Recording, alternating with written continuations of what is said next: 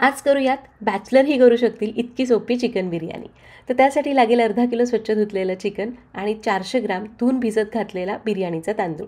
Chicken marinate करू. त्यासाठी त्यामध्ये घालू काही खडे मसाले, ताजं दही, मीठ, कोथिंबीर, पुदिन्याची पानं, हिरव्या मिरच्या, आलं लसणाची पेस्ट, हळद, मिरची पावडर आणि बिर्याणी मसाला.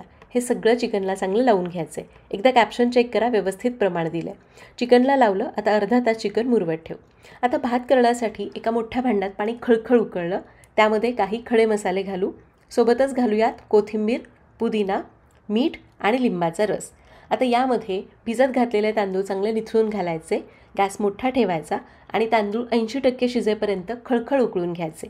4-5 मिनिटात तांदूळ 80% शिजलेले आहेत. गॅस बंद करू आणि गाळणीने भात गाळून घेऊ. आता कढईमध्ये तेल तापवलं.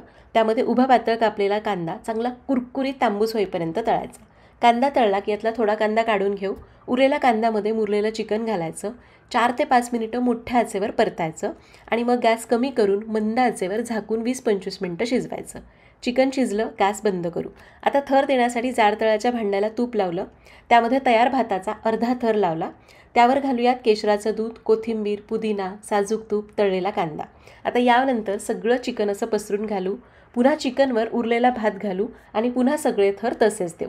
आता याच्यावर घट्ट झाकायचं आणि याला 15 मिनिटं एकदम मंद आचेवर दम द्यायचा. 15 मिनिटांनी मस्त चिकन बिर्याणी तयार. व्हिडिओ आवडला असेल तर लाईक करा आणि अशाच रेसिपीजसाठी फॉलो करा.